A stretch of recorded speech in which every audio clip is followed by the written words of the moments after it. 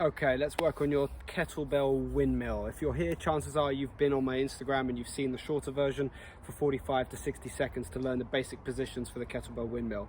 And you're here for a little bit more detail.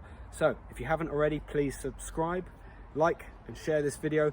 Mainly subscribe to keep the content coming for kettlebell work. We're going to go through the points to make this a stable position, a strong position, and to make it work for you, your body and your mobility, rather than just some textbook version of what this move should look like, regardless of how you actually feel when you do it. If you'd like a quick tutorial, head over to my Instagram where this gets done in 1 minute. If you'd like some more detail, keep watching. So once that kettlebell is stacked overhead, we're looking for alignment of wrist, elbow, shoulder, hip, knee and ankle. Your body, your structure is now supporting the weight. Joints stacked one on top of the other, so I don't want to see any lazy arms here where we're relying on our tricep strength to keep this position. Lock out, nice and strong. Allow your body to take the weight, not the muscles. That's a really important point. Now, when you're working with kettlebells overhead, you frequently want to stack into joints and lock out into those joints rather than in a bodybuilding type scenario where you do not want to lock joints out. So remember that the kettlebell windmill is a hinging movement. You want to use your hips to create the movement in this exercise. You're not bending over from the back and losing a nice neutral spine position. You're not bending at the elbow. You're not allowing any movement to come through your shoulder at all, okay? It's rotation in the shoulder capsule, not movement where we're moving the shoulder in and out of a stable position. You want to centrate that shoulder joint. Once it is centrated, using your lats to support the position, then we stay nice and strong. The difference looks like this.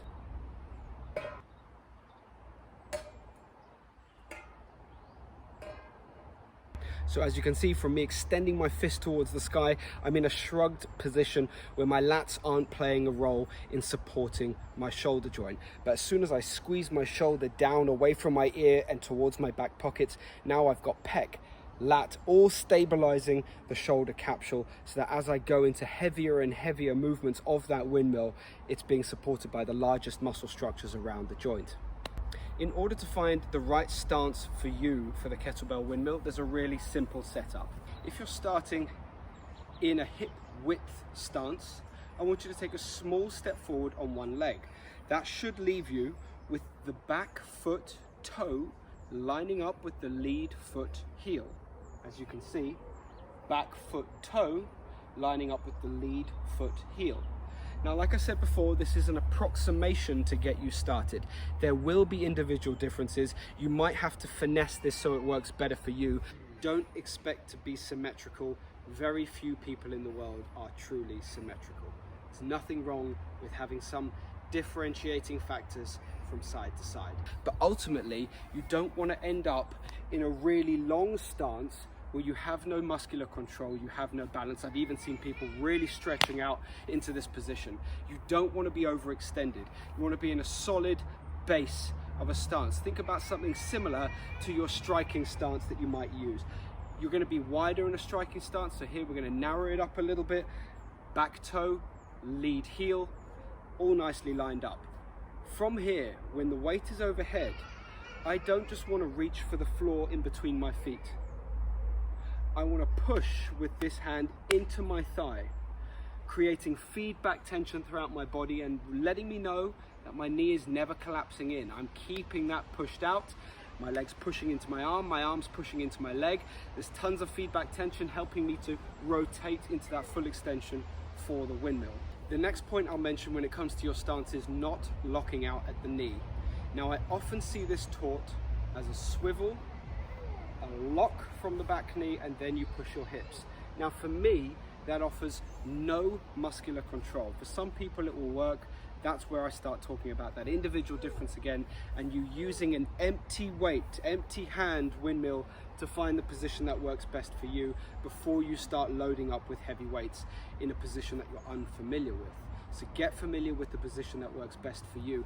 I personally never teach this as a locked out position. People end up feeling the tension at the back of their knee, and I want you to feel the tension in your glute and the belly of the muscle of the hamstring here as you move into that windmill position. So you can either take a small step forward or you can pivot a tiny bit. You end up in basically the same position, rear toe, lead heel lining up nicely. Like I said, I like to step into this position. It helps me activate those muscles around my hips, glutes, to control my knee position and give me a better base of muscular control. Soft knees, not locked, and then rotating as I look for the kettlebell to make sure that it doesn't start moving around above my head without me knowing. The other little detail I like to add here is one that I've taken over from Olympic lifting. When you land in your Olympic lifting catch position for a clean and jerk, that lead foot is not just ahead of you, it's often slightly turned in, ever so slightly turned in, to offer you a better base of support and more balance. The movement we're talking about here is that clean and jerk, right? Slightly turned in on that lead foot so that you're nice and balanced. I've taken that little detail and used it in the windmill as well. So if you take a small step forward, maintaining that width in your stance, make sure that we're not getting any of this knee collapse, but you're keeping your glutes switched on and knees nicely aligned. Small turn in from your toe. We're not talking about coming across yourself. Ever so slight turn in. This is to keep a strong position on your legs, your glutes activated, your knee nice and controlled, whereas from out here, you're less likely to be able to actually activate your glutes, as glutes are somewhat responsible for maintaining this position.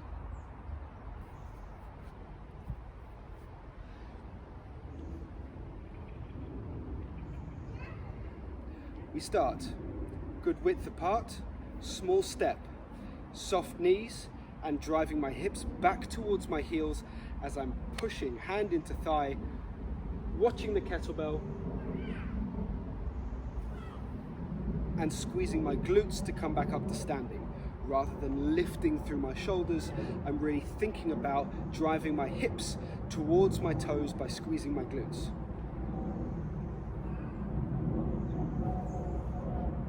Nice strong position at the top, everything's still stacked, all the weight is down one side of my body, joints stacked one on top of the other, so I can be here for a nice long time without worrying about the weight. The next part that I find is never coached but really quite important is your hand position in relation to the handle of the kettlebell. Now I know you sport kettlebell guys do this really well. So again, it's one of those lessons I've taken from the sport kettlebell community, and that is driving the hook of your hand into the hook of the handle so that the handle lies diagonally across your palm, not straight across your palm. This allows for the weight to sit closer to you rather than feeling it like it's sitting outside of your arm, pulling your arm away from your body because the weight is away from you. It allows you to extend that hand overhead,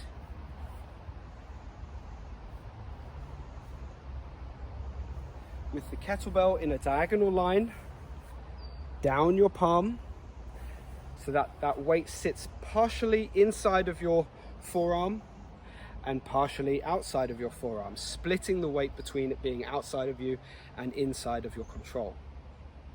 This also allows your wrist to stay straight. I don't want to see any broken wrists, because again, look how far outside of my arm that now places the kettlebell. Whereas here, the weight is almost on top of my elbow already.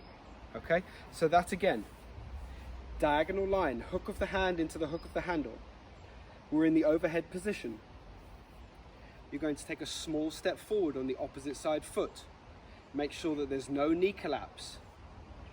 Drive your hand into your leg and your hips go backwards as you watch the kettlebell. Squeezing your glutes to come up to standing, back into the rack position, and down.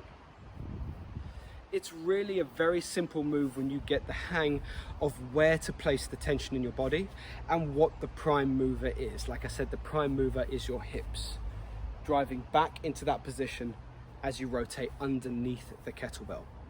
For me personally, this is one of my favorite movements with a kettlebell. It feels good. It makes me feel like I'm stretching with weight, and it improves your positioning for things like the bent press and the Turkish get up. And if you have any functional elements of fitness in your life, whether it's a martial art or doing Spartan races or Tough Mudders, it makes your shoulders and your lower back more resilient to injury and much stronger to the demands of functional strength, that is to say changing direction and rotation. I hope that's helpful. If it is, give this video a like, give the page a subscribe. I want to help you more, and that's the way to do it. If you want shorter videos, head over to my Instagram, Glenn Weinstein Fitness on Instagram, for all of this in a more concise, packed down version.